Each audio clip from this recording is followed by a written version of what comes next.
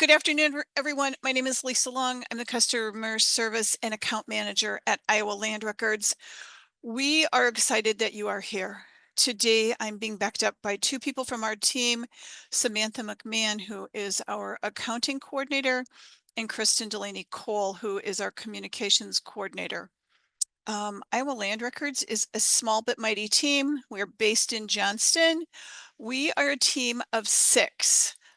Two developers, they both live locally but work remotely. Maybe there's seven. Sorry, I lied. There's seven of us. Phil Dunchey, who is our project manager. Phil's been here since the inception of the project. Myself, Corey Strasser, who is our accounting coordinator and currently vacationing in Italy, if you happen to know Corey, and then Kristen and Samantha. So we're a small but mighty team. We are based in Johnston. We are all happy to help you with any questions or concerns that you may have. So with that, let's get going. We had a great response to this webinar and a lot of really, really good questions. So I'm going to try to answer all those questions as we work through how the website works, do a lot on electronic recording or e-submission. And then when we're done, switch over to our production site and do some searching. So you have some questions or about that and you have some more insight. Phil, the project manager, is doing a webinar on the search site next week. Kristen will pop that information for registration into the chat pod so you can get that. As we're going through today's webinar, if you have any questions about what I'm doing or other questions, put it in the chat pod, wave your hand, something like that, and we'll get going. One of the really good questions on the responses was really a basic step-by-step how to submit documents for recording. So we're going to do that, and then we'll come back and do some other things too, like the admin part. We'll maybe do those at the end. So if you're not an admin, you can jump off if you want to. So this is what your screen will look like when you log in. This is the home screen. We say that pending groups is your to-do list. Those are the things that you need to take a look at, determine what needs to be done to get those submitted to the recorder for review. So if you've got documents that you're ready to record, your first step is to select New Submission. Select the county from the drop-down. They're in alphabetical order. We're going to be using Adair County today because that's the county we use mostly for testing. Then you're going to name the group. The group name can be anything you like that makes it easy for you to find later and potentially be able to bill a client or a file. So for today's webinar, I'm going to start with just webinar 925 and then the letter A. Use group names need to be unique. So you would only be able to use 9, 10, 25 once with the A behind it. You can switch it up and make that be a B, and then you can use that group name again. And you'll see that I do that as we go through this demonstration. And then select Save. And next, it wants you to start adding documents to it. So I think of that first step as if you're addressing the envelope that you're going to send over to the recorder. And now you're going to start adding documents to a pile that you're going to, like if you were going to mail them or put them in a manila folder and take them to the recorder. So now you're going to start adding those. So in this group, the first one we'll do easy. We're just going to do mortgage. One mortgage. I would encourage you to always ignore the number of additional transactions field right here. Okay. I'll explain how to use it later, but on a regular mortgage, you're going to ignore that. Next step you're going to do, the fields that are not available for use here, I'll show you how to use those later, but you can't use any of those on the mortgage. Select the image. A best practice is to always scan in black and white and portrait orientation and 300 DPI. The exception to that rule is if you're submitting a survey, it can be submitted in landscape orientation. So these are test documents. So I'm going to grab this first one here and then select Save. As soon as I select Save, you'll see the fees calculated over here. It's based on the number of pages in this PDF that is attached. And there's going to be a new modal that pops up here that asks for the party names, okay? So I'm gonna select save. Here's the fees over here, it's $7. There's only one page in that PDF. The system reads that PDF, and then the $3 e-submission fee. So there's a $3 fee on all documents, and that's except for a DOV and a groundwater, where there's no recording fee, and there's also no e-submission fee. Okay, and then so a total of $10. And you can see up here the total group fees of $10 also. As you go through a group and you continue to add documents to the group, the fees will continue to calculate, so you'll have a total. Okay, and so next, grantor or grantee, right here, whichever you like. You only need to add one party, and that's something that should be on the document. And then the county will index all of the parties that are within the document, but you're only adding one. So we're going to do grantor and person, and John Smith is our person.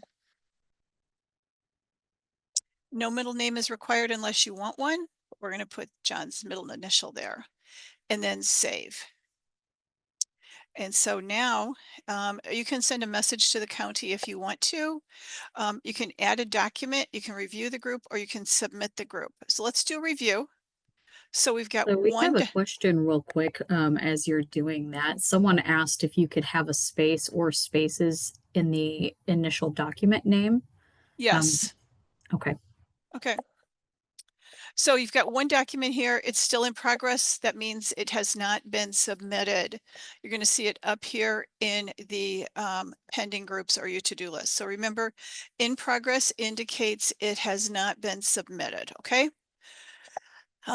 You can click on the submission number and you can scroll down here to see the party names. You can always edit that if you wanted to. So we want it to be Mary instead of John, and then save.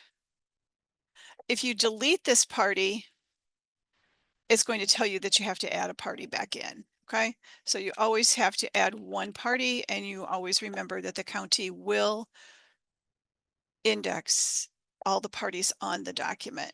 Okay. And then if you wanted to add a document, you can do that. Documents within a group all must go to the same county, but they don't have to be related. So it doesn't have to be everybody for John Smith. So an example might be you work at a bank and you have multiple releases to submit to Adair County. You could put all of those in one group, and maybe the group name looks like Releases Adair and the date. Whatever works for you. There's no naming convention that we require. So I'm going to add another mortgage here.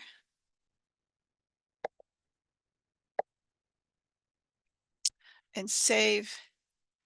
And then because of an attribute that I have checked, which I'll explain, it automatically fills in the party name for John, but I'm going to change that. I'm actually going to change it to my own name. And save it. So now I've got two documents in the group. It's still in progress because it hasn't been submitted.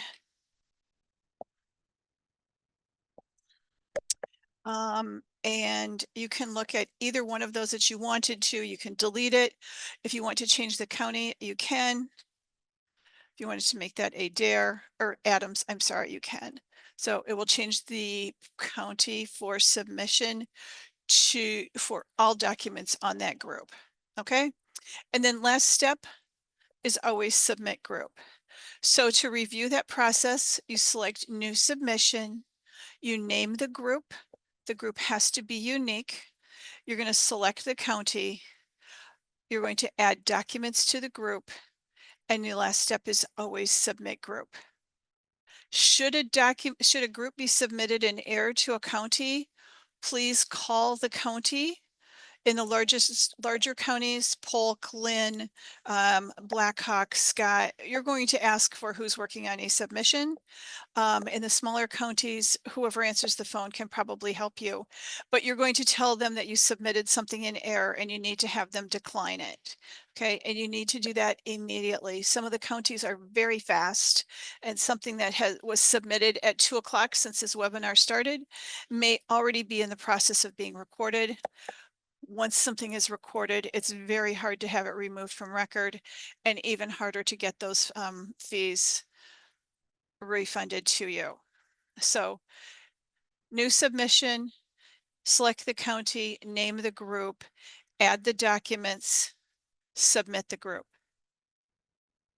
It's a really great process, and as long as you follow it, it works really well. So the next thing I'm gonna do is I'm gonna select submit group here, and you're gonna see a green message up here that says it was submitted successfully. There, so group has been submitted successfully.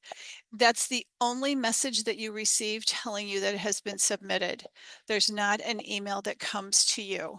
If you're concerned about if you had submitted something, you would go up here to eSearch and select one of the options. You're not going to select recently recorded because it hasn't been recorded. You're going to do search by county, select the county, select the submission date, and put in these dates right here. And it does require both the beginning and ending date.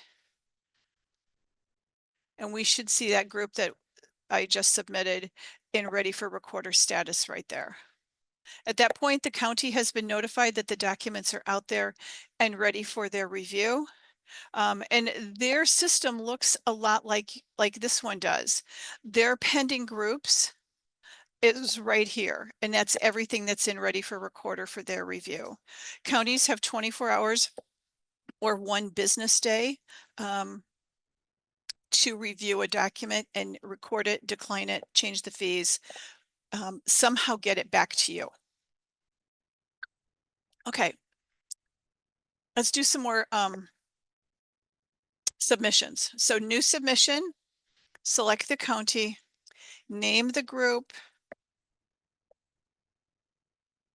So you can see that I used some different characters in there. I used some special characters in the form of a hyphen, and I've got some spaces in here.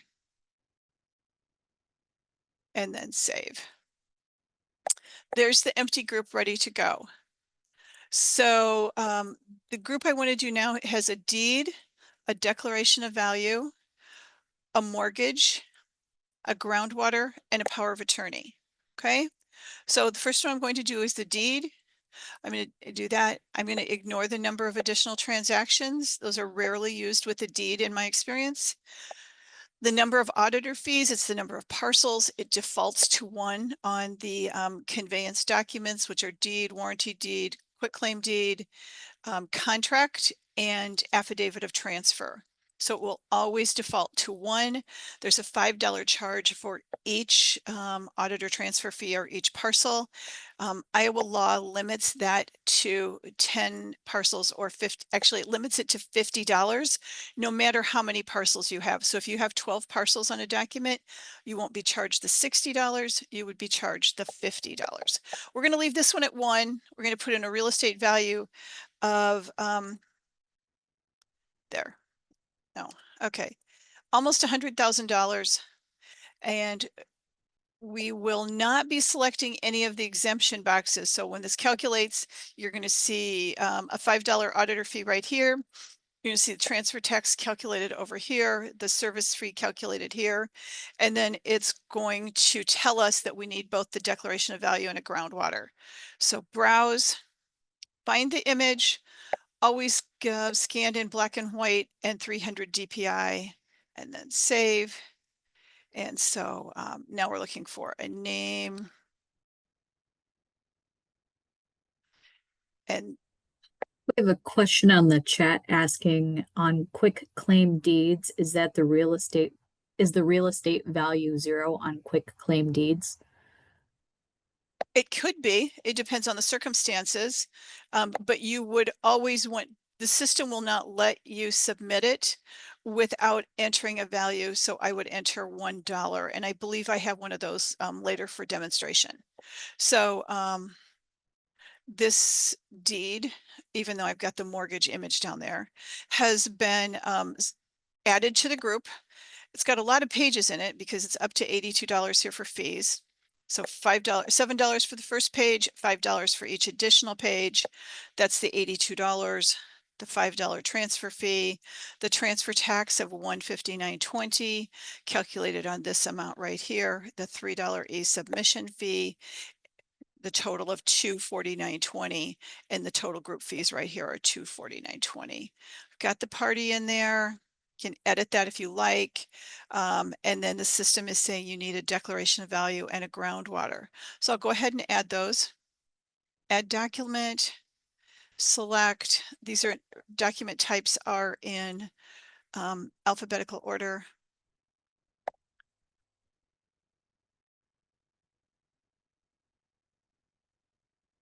And select the image.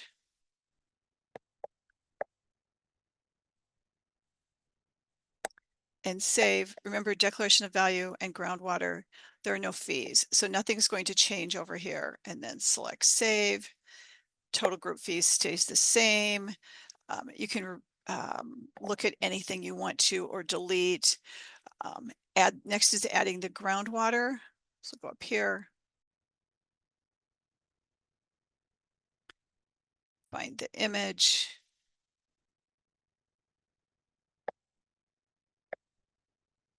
And save. Again, no fees on a groundwater, no $3 e-submission service fee. Got everything. So you've got the deed, the declaration of value, the groundwater, and now the mortgage. Remember, in this group, everything is related. Make sure to submit documents in the order that you would like them to be recorded. If you have a question, it's certainly a good idea to call the recorder's office. However, they're not attorneys. They don't provide legal advice, but they would be willing to listen and maybe help you talk through the process. Okay, so mortgage, and you're going to see the fees up here for group fees change when I select save. Now it's up to $279.20 because of the additional $30 from this document. You can see all of them are in the order that I've got them added to the group. We're going to add one more, and that's a power of attorney. And grab an image here real quick.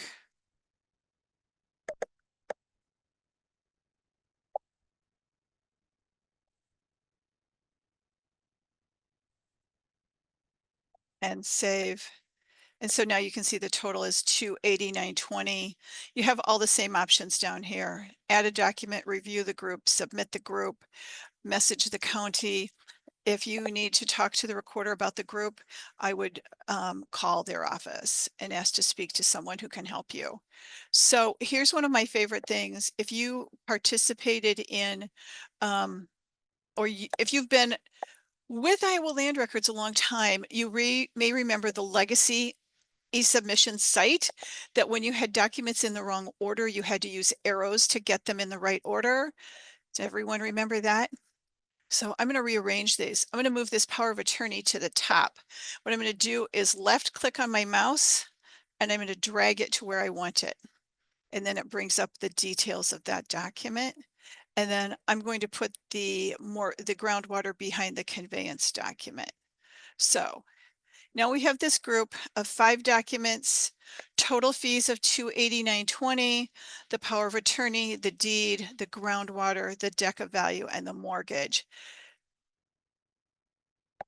When you have a deed and a mortgage, I encourage you to submit them in the same group, and here's why. Either submit them in the same group or wait till the deed package is recorded and then submit the mortgage, because there is a concern that if something in the deed package was declined, the mortgage could be recorded ahead of the deed, and that's not normally a good thing.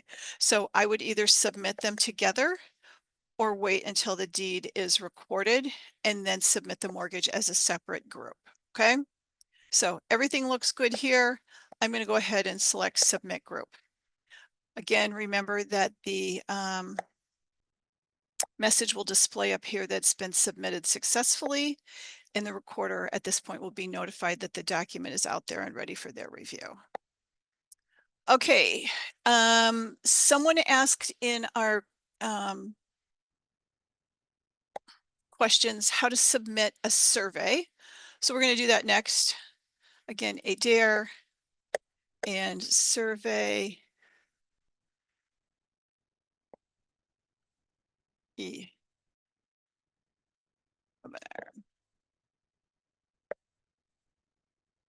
And save. And then select the document type of survey and find the image.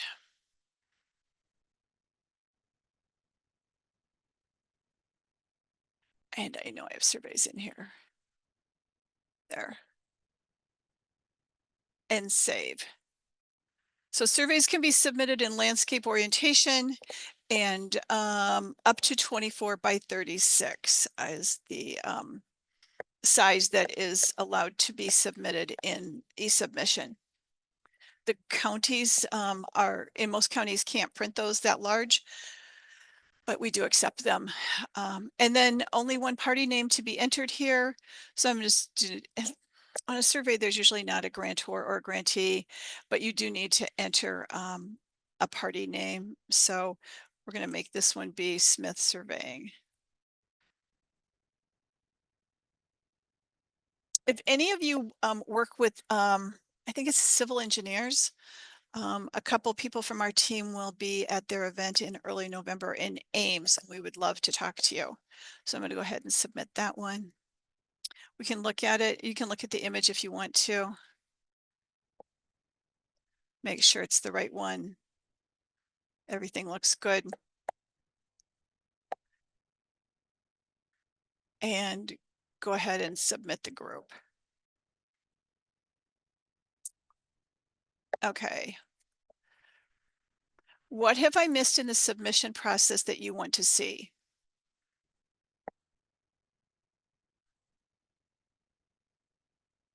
Because we're going to work through submitting things that have a fee change or were declined. While you think of that and enter some chat questions or answers, I'm going to read through some really quick best practices because that also showed up on our list. Make sure you're following document formatting standards. If you can't find that information, reach out to our team, but you can usually find it by Googling Iowa document formatting standards that requires the 3-inch margin on the top, a certain font size, and what information needs to be included within the document as far as the preparer's name, phone number, and address, and as well as information for the taxpayer. So make sure you're following document formatting standards. As I said, if you submit something in error, please call the county immediately. Counties do have 24 hours or 1 full business day to review documents and either record or return them to you. If you have something that's crisis mode, needs to be recorded, I think it's always fair to call them and ask them if they can take a quick look at it. I think you're really a really good best practice is ask for help. That's what our team is here for. I'm here 8 to 5. Corey, my backup, is here in the morning. Phil Dunchie, our project manager, has been with the project since the inception. Any of us can talk you through anything. So as an example, if you have a large group of declines and you want to delete the whole thing and start over, you can certainly do that, but we can easily talk you through how to make the corrections. We have a few questions coming in the chat. Okay. Someone asked, what if you're not sure what type to file a document under, such as a deferred mortgage or covenant restricting resale? Should I choose other? Yes.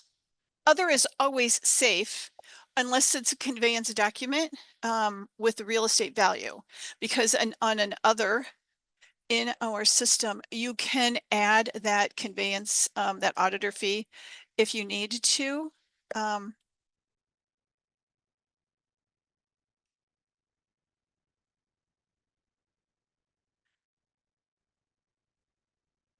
So we can do that real quick.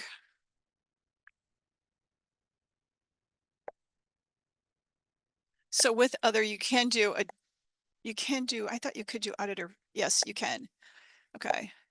Knowing that if you do that and it's not the way the county wants it, they can certainly index it as a different document type in their system. Okay. What's the next? Does that help? And what's the next question? Got another question. I know you mentioned going over admin things towards the end, but someone was wondering if that would include setting up the favorite document type. You know what? I believe that the favorite document type comes out of how many times you have used it. And so I would need to get an answer to that and get that back to you because that's not an actual process that we have in place. I believe it's sort of like the algorithm if you've used it so many times. Okay, Another next question, question. the other question that we have is that wondering what the difference is between transfer and non-transfer of an affidavit. Love this question. And actually created a group of this. So you have affidavit of transfer, affidavit of non-transfer. Affidavit of transfer conveys property. I mean, I know there's some attorneys participating today, and they can certainly chime in here. But where we most often see affidavit of transfer is an affidavit of surviving spouse. A and B were married, one of them has passed away. This document will transfer it from A and B to the surviving spouse. And so if I pull this up so you can see the document details on the submission form, there is one in the number of auditor transfers because the auditor is going to update their information so that tax bills in the future only come to the surviving spouse. So that's affidavit of transfer. Affidavit of non-transfer is a statement of fact. Here's one. I live in a townhouse or homeowners association. If I were to sell my home, the association would have to confirm that my dues are current before the sale could go through. That would be an affidavit of non-transfer. It could also say someone is current on child support. It could be an affidavit of identity. And I'm going to rely on attorneys within the group to jump in here and give us other times that those documents would be recorded. But affidavit of transfer conveys property. Affidavit of non-transfer is a statement of fact. If you ever have a question, call our office. We'll talk through it with you. We'll ask those questions. Is it actually conveying property? Okay. Another affidavit of non-transfer, I have two more. A trustee's affidavit and a purchaser's affidavit. So those aren't actually conveying property. Trustee's affidavit says, hey, I'm the trustee of this trust. I am authorized to take this action, which may be to sell the property. And the purchaser's affidavit says, hey, I'm the purchaser, and yes, I am purchasing this property. So those aren't actually conveying property, they're a statement about the property. Okay, so here's affidavit of transfer, one page, there's the $7, $5 for the auditor fee, and then for the affidavit of non-transfer, $7 for one page. That would calculate based on the number of pages within the document, but there's no auditor fee on an affidavit of non-transfer because property is not being conveyed. Last step, it's always submit group. Okay, more questions. That kind of leads into our next question. Someone was wondering if once they submit a group, could they use it again or would that be considered locked? You would not be able to submit that group again, that group name, but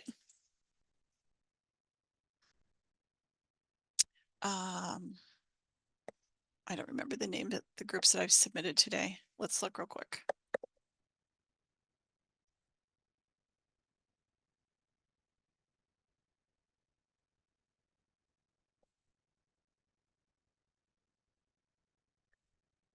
Oh, okay, affidavits.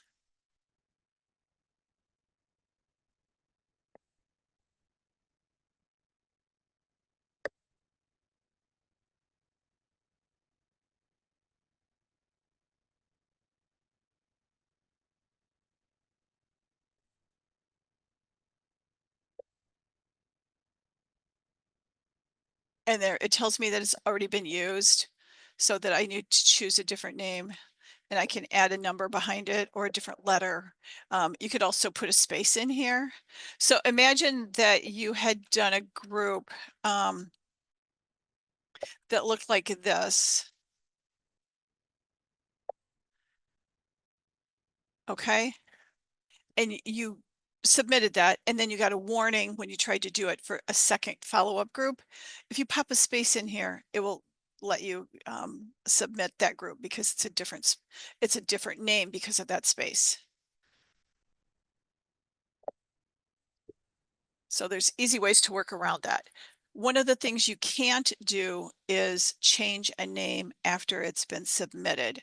This came up recently where someone had submitted a group of documents for recording, and I believe it had been recorded, but the group name, so let's say it was John Smith, was incorrect. The party names that were entered, let's say that was Lisa Long, were also incorrect, but the names on the document, so we're going to make that person be Mary Smith, was correct. So what got recorded was correct, but the name was incorrect. And our advice to her, this person, was no, you can't change that. But for reconciliation purposes, you should let your accounting people know that that name is incorrect on the group so they can make sure that the correct client is charged for those charges. We have a Next few question. more questions coming I in. love this. Go. And while you're answering that question, a legal assistant did chime in about the affidavit and said that they were taught that if there is a transferring affidavit, there will be a paragraph or statement about asking the auditor to adjust their records. So I don't know if everybody can see the chat, but thank you for that comment on that. The next question was asking if there's an easy way to look up documents based on group numbers after they're recorded. Usually we like to catalog documents internally with book and pages, but I have to search for them individually. Is there a better way? Let me know if you need me to repeat the question. I think it's here under admin and then settlement report.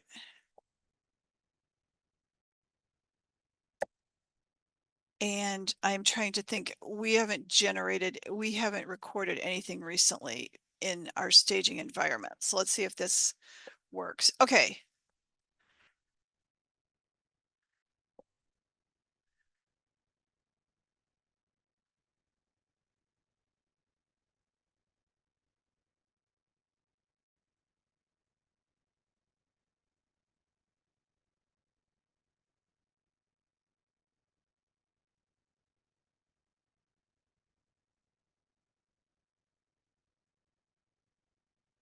There's the reference number right here on that settlement report.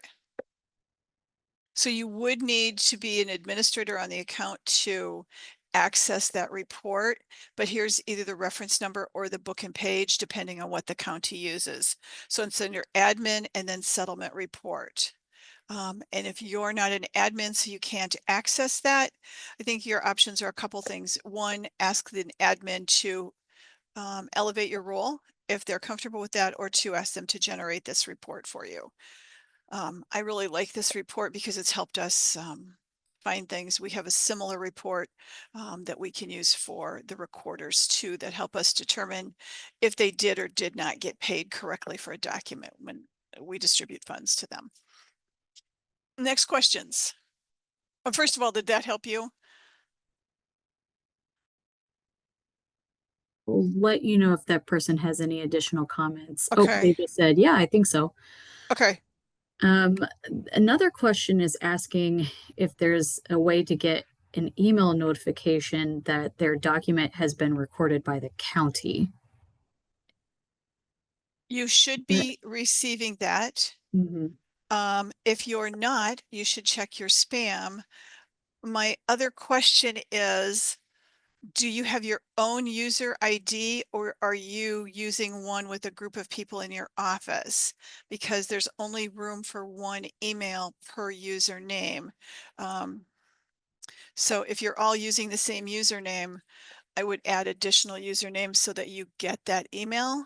And if you're not seeing it in your inbox, I would check your spam and then ask to have Iowa Records whitelisted, because you should be receiving an email when a document is recorded or declined or there's a fee change. We have one more question in the chat. They're about quick claim deeds to revocable trust. Is the party the trust because the title is transferring to the trust? They're wondering if you could show an example of filing a quick claim deed showing how to use the groundwater exemptions. So she said Yes. GW. I'm assuming that's what Yep. they meant. Yep. Okay. So a dare and quitclaim deed exempt. We record these webinars, and so Kristen will email this out to you. And I've been more deliberate in the group names this time, so that if you need to find something, you'll know where to look in the webinar. But remember, you can always call us and we'll walk you through it. So I'm going to save that. I'm going to select the document type of quitclaim. And I'm going to enter a value here. Let me show you the wrong way to do it so you know the right way to do it. Okay. So first it says that the real estate value is invalid. So like I said before, you're always going to enter at least $1. It may be more depending on the transaction, and that would probably be what's on the declaration of value. And then save and enter a party. If it's a trust, you could put it here as an organization. I think it's like the quitclaim is going from me personally, Lisa Long, to the Lisa Long Revocable Trust. And so if that's correct, it could be that, I'm going to edit this. It would be the grantee is the revocable trust because they're receiving it.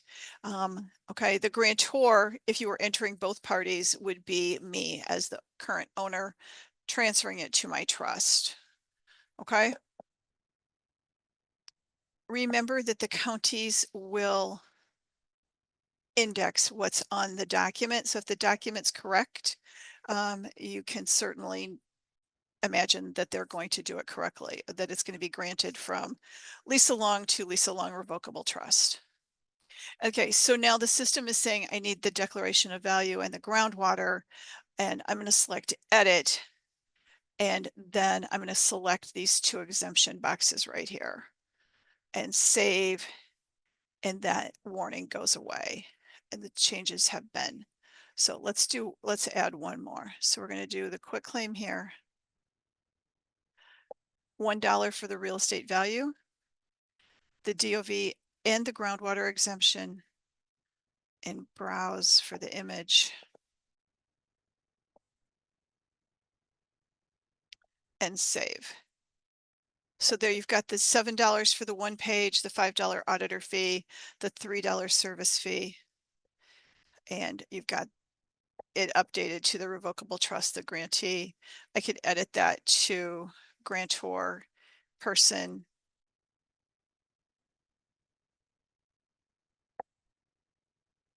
And save. And the fees for this group are $60. Tell me please that that's what you wanted to see.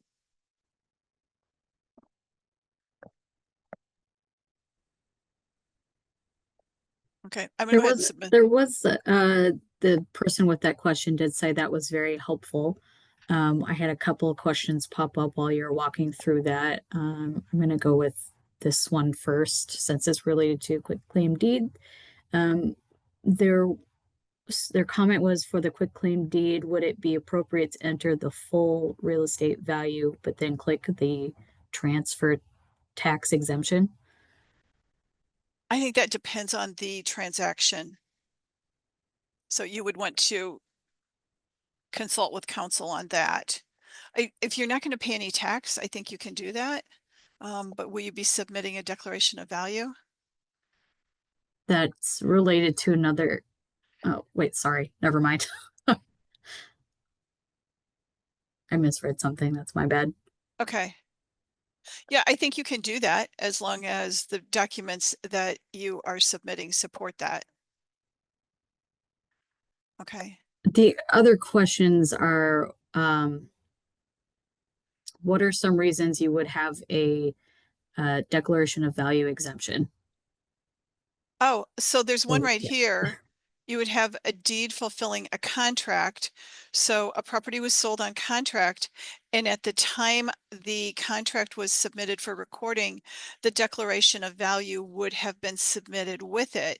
So now you're conveying the property because the contract is paid in full. So you wouldn't submit the DOV, or if there was a groundwater at the time or groundwater required, you wouldn't submit that again because it's already been recorded. So I did a deed fulfilling a contract and auditor fee one. The real estate value, I only did $7,500.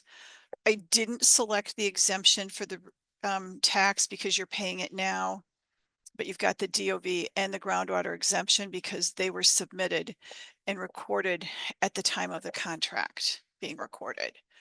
And then we'll save that. That's one. There's lots of reasons. I'm not great at thinking them up right now. It may be exempt based on an exemption that you're selecting under Iowa Code 428A.2 subsection. So I would review that, review the information that is for completing the declaration of value. There's several pages, maybe 2 or 3 of instructions that you can look at that will tell you. Based on the exemption that you have, a recorder will be able to tell you if you need the DOV or not. That is not my area of expertise, and it's because they work with the Department of Revenue and we don't. So they would be able to help you with that, and I would encourage you to call a recorder for that question. Okay, next question. I'm going to submit that group. We're currently caught up on our live chat questions, though I know a lot of people submitted some when registering. Um, there, I did see a couple questions asking about what type of document to select when uploading docs for the submission. So maybe we can go over some standards and best practices.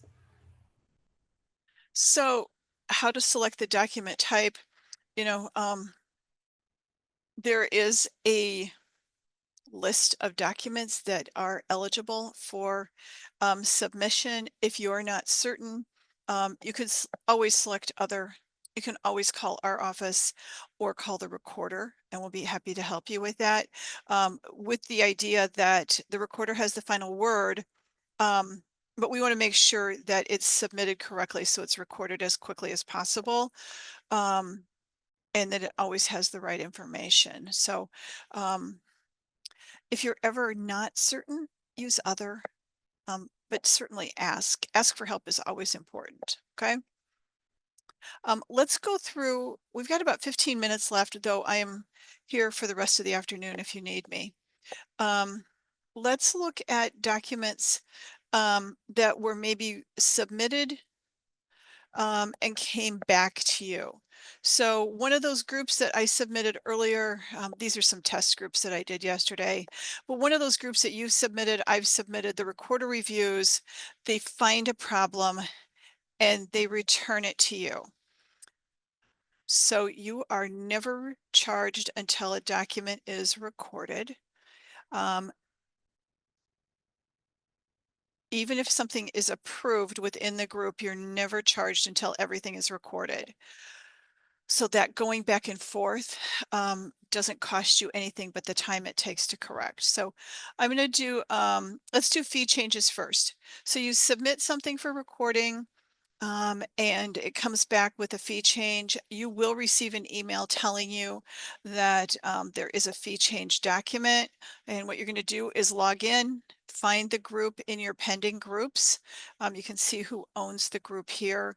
I know this is the group I'm working on because there's a little padlock here. If somebody else within the Iowa Land Records team would try to access this group right now, it would pop up a warning that says, hey, Lisa's using that, and they would need to acknowledge that. So you click on the group name, all of the submissions within that group display. The email that you receive from Iowa Land Records is the recorder enters the information, it comes to us, we transition it to you, but it will be included in the email what the change was, so you'll know. But if you click on the submission number, you can see right here, it went from 10 to 17. That $17 change is an additional transaction, which, yes, I've said don't use that, but this would be a situation where you could use it. Every document assumes one transaction. So you could have multiple assignments.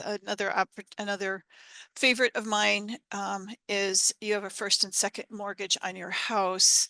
So I'm going to change this to a satisfaction, maybe.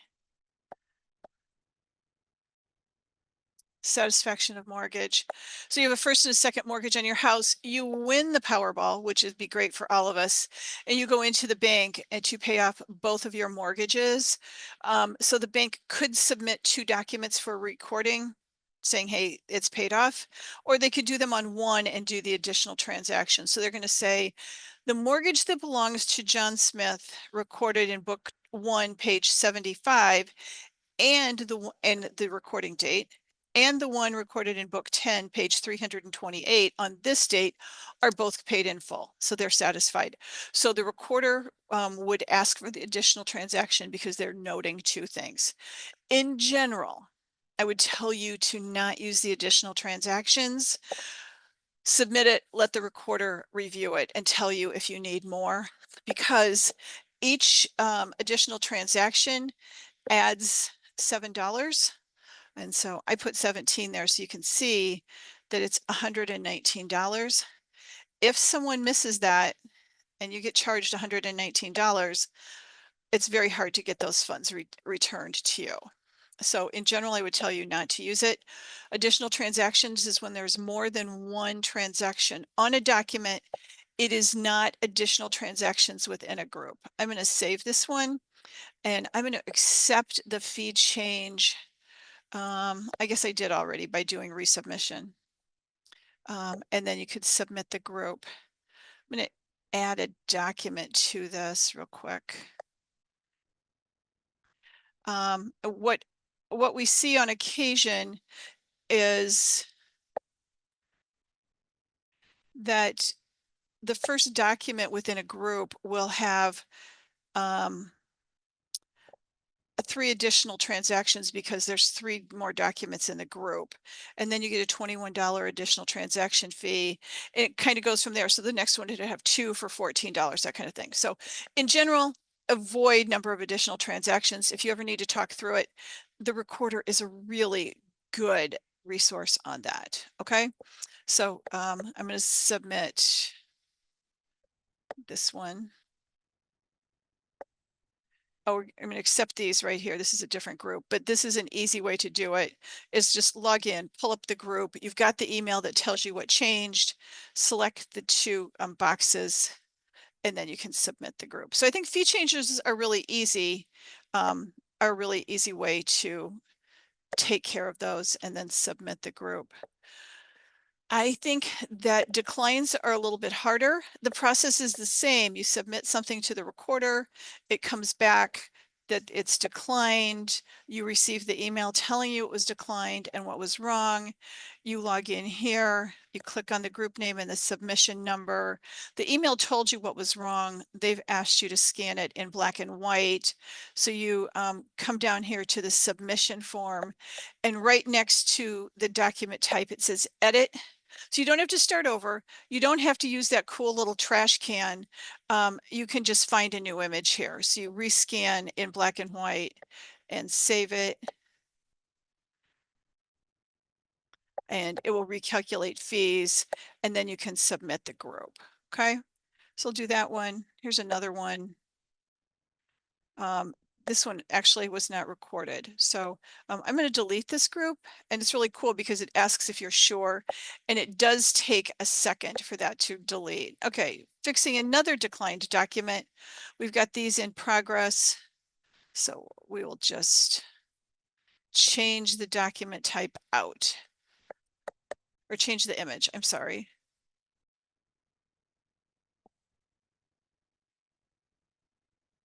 And I'm going to submit group. Okay.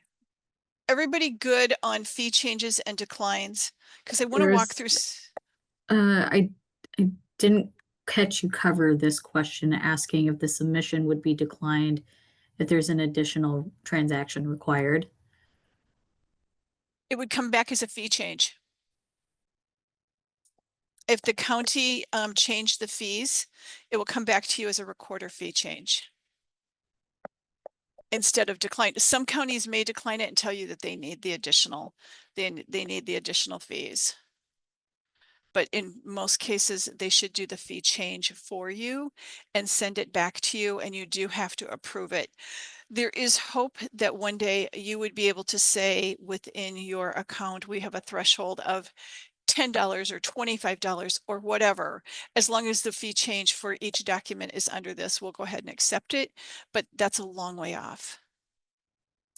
Okay. One thing, I want to go through the admin process for you, but one thing I do want to address real quick is the fee changes.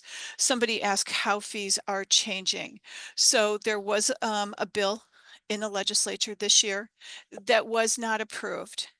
It will be in the legislature again this year that would increase the fees per page to $10 per page. There are some special circumstances that are in there. As an example, that if you had a really large document, so let's say you had a 100-page document that potentially would be $1,000, it would be capped at $250. There will be much more coming on this after the first of the year, which is not all that far away. We will absolutely keep you informed. If it is approved by the legislature and signed by the governor, it would likely not go into effect until July 1st of next year. And I promise you, we will over communicate about this so you know exactly what you need to do on your end. It will require some work on our end, but would not go into effect until at least July 1st of next year, and potentially January 1 of 2027. So no need to worry about that currently. If you have questions about that, call our office. We'll be happy to walk you through it. If you have a team and you're getting going on a submission, we'd be happy to come talk to you either electronically like this, or come to you in person if you're within the Des Moines area. Let's talk about the other menu items up here real quick. So you've got home, our little message thing here, so you can register, find more resources, call us, email us. You can change your password if you want to. On change password, if I were a user, at the bottom of this, when it opens, there's an e-submission attribute. This is really slow. There's an attribute that you should check, in my opinion, that says for subsequent documents within a group, always populate the name with the name that was put on the first document in the group. That is taking forever. I'm so sorry.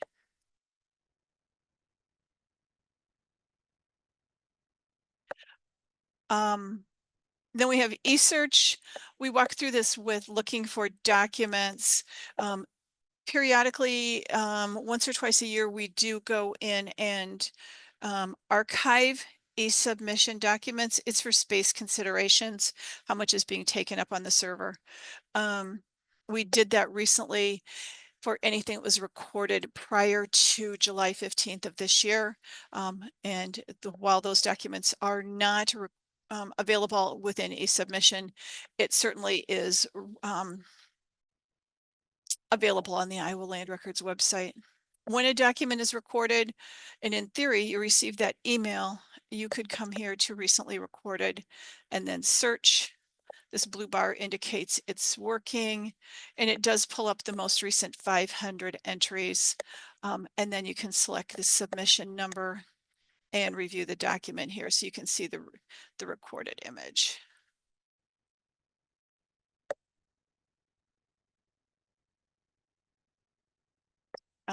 So remember, this was a sample document, so yours wouldn't have a stamp over it like that.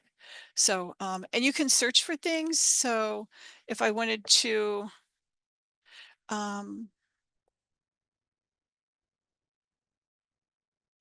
to think of another one that's in here. We've been doing some testing.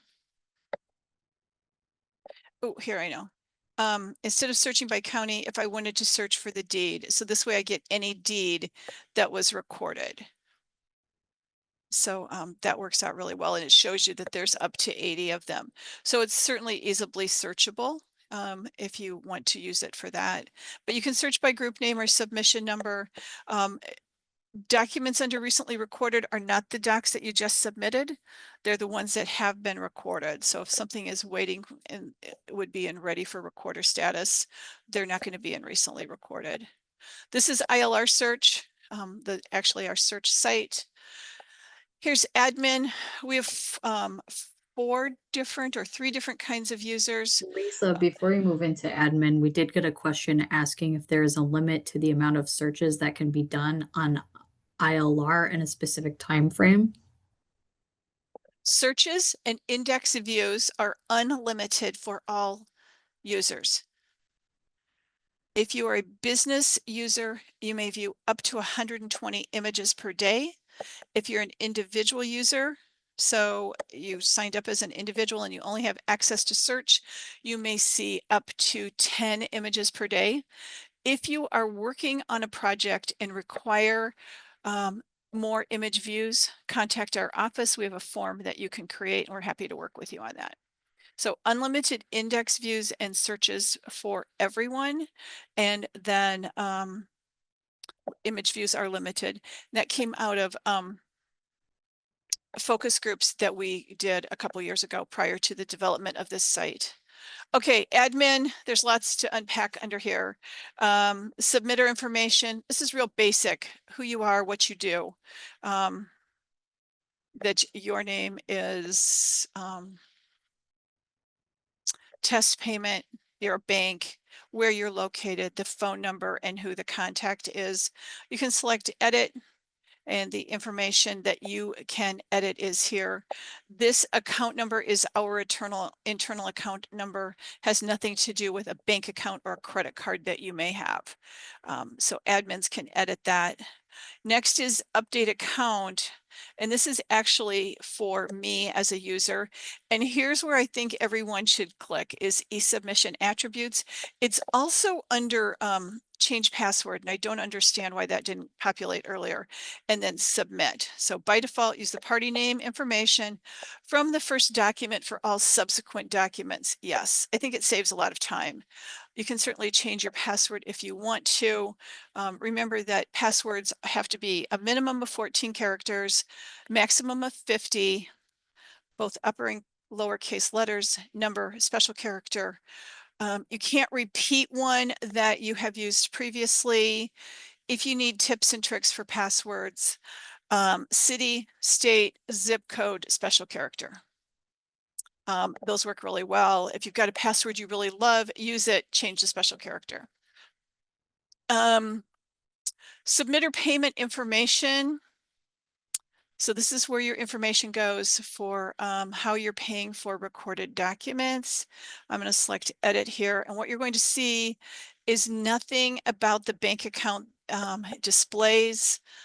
It's saved in the background, but it is not displayed there. It's for security reasons.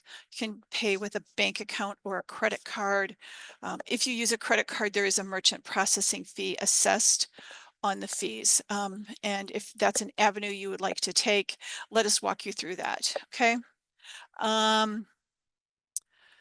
Users, there's multiple user roles within Iowa Land Records. I think that the submitter admin that can also access search has the most access to anything. They can add users, they can submit documents, they can delete users, they can access groups that other people have created. So if somebody's out and you need to clean something up, you can change the role for someone. You can easily add someone. So what I would tell you about this process is that you're choosing the role for that person, enabling search, putting in all their information. Um,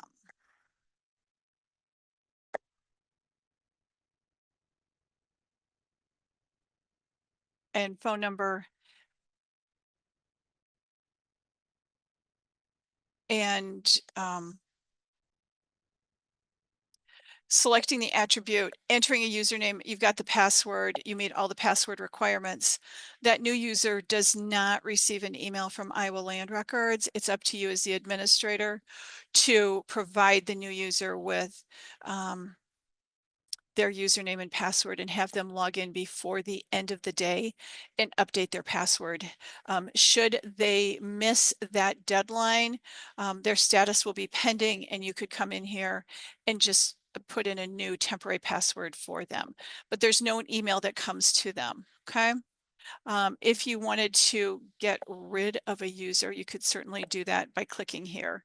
And it asks you if you want to do that, and you say yes. As an admin,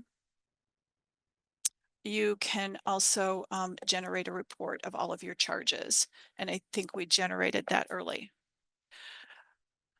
Okay, there's also support here. If you want to reach out to us with resources, our support, a transfer tax calculator, or log out. It does log you out about every 15 minutes after you haven't used it. So keep clicking back and forth. We are at time, but I am willing to stay as long as you need me. Kristen, it sounds like you have some questions. Yeah, someone commented that they log in various times throughout the day. Will there be a time that they don't have to have a code sent every time that they log in? As an admin, you have to have a code. And it's because of the other information that you have access to, the submitter information, the payment information, those screens, the user information. So as an admin, you always have to have a code. I'm a system admin here. I use a code every time I get in. There is a way around it for you as a submitter, and that's to create a non-admin user ID for yourself. That's the way to get around getting the code. So you would have two IDs. They'd need to be different, but we've done that for people to help them. Example is a surveyor who's working in the field. It makes it work better for them when they're working on their phones. Thank you to those who are expressing compliments for the training today. I know some of you guys are new and watching this training for the first time. Someone had asked if there were other recommendations for other trainings, or if they could get potentially additional help for just getting started. Call I do me. know that we want to get some more training videos for some onboarding. But Lisa, did you have any advice or additional comments for those who are just getting started? Call us. Let us walk you through it. We will stay on the phone with you. We will do a Teams call so we can see your screen. We will walk you through anything as many times as it takes. Call us. we can set up another webinar like this for you and your team. We want you to be successful. In 2024, over 62% of all documents in Iowa were filed electronically, which I think is really cool. Iowa is definitely a leader in electronic recording. It was 62%, and I want to say it was over 300,000 documents. Right now, it's somewhere between 15 and 1600 documents a day being recorded electronically in Iowa. So we love that. Absolutely love it. Okay. Other electronic recording questions?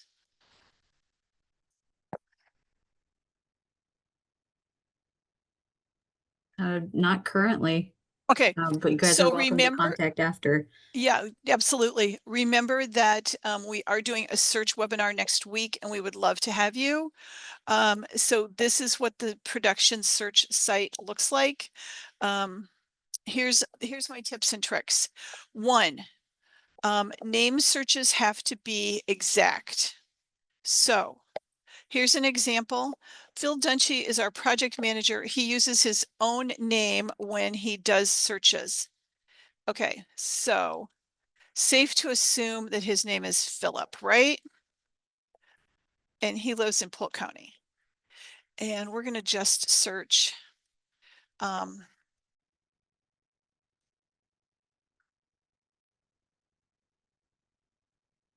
last 5 years. Okay. So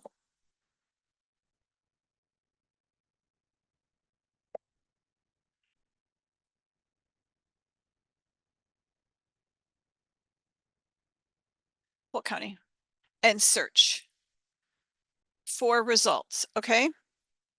If we refine this, take this out and enter a wild card, the asterisk. So we get Dunchey, Phil, anything that starts with PHIL in that same time frame. There are 6 results because in some places it's Phil and not Philip. Okay. Same thing with with an organization.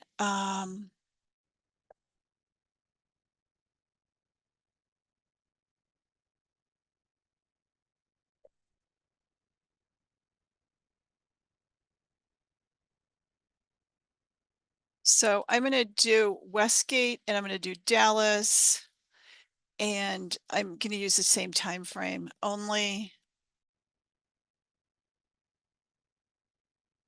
The last 5 years. And there's 12 results. Okay. So if we refine it and take out the asterisk, because the asterisk has it generate results for everything that starts with Westgate. If I take that out, then there's no results. So exact name match, use the asterisk. If you can't find something, call us. If you are trying to determine how far back a county records go on Iowa land records, email support or call us and we'll take a look. Every county is different. Every county continues to backscan historical documents as resources allow. And it's mostly a time thing. Do they have time to do it? I'm trying to think what else. Reference search. It's a little bit harder to do some of them. I like to do, I actually did this one yesterday because we were trying to determine something. We were looking at mortgages. So I wanted to look at anything with a mortgage in Pocahontas County for 1 month, for this month. And this isn't actually what I was searching yesterday, but it's what I had. It's something I was working on. So there's all the mortgages in Pocahontas County so far this month. So there's a lot of different tips and tricks. Phil is a genius at it. I will help you as much as I can. I jokingly say that if somebody tells me they can't find something, that it's absolutely game on for me to find that and determine how we can help. So thank you. Absolutely, 100%. Thank you for joining us today. Thank you for being here. Thank you for using Iowa Land Records. We appreciate you, and I hope that you know that. If there's a way that we can help you, a resource that we can provide, a question that we could answer, I really hope that you will connect with our office and let us help you. If you want a webinar for your team, or if you're a bank with multiple offices or multiple departments, let us know. That's something I didn't touch on is, um, first of all, it's unlimited users on your account. There's no charge for that, and unlimited accounts. So as an example, if you're Bank of the West, West Des Moines, and you also have Bank of the West, Clive, we'd be happy to set up separate accounts for those so you can keep cost centers done, or you have Bank of the West mortgage, whatever is helpful for you. We would be very happy to do that for you. We appreciate you, and have a great rest of the afternoon. Stay cool this weekend. I'm ready for fall and no more 100-degree weather. So thanks, everyone. Take care.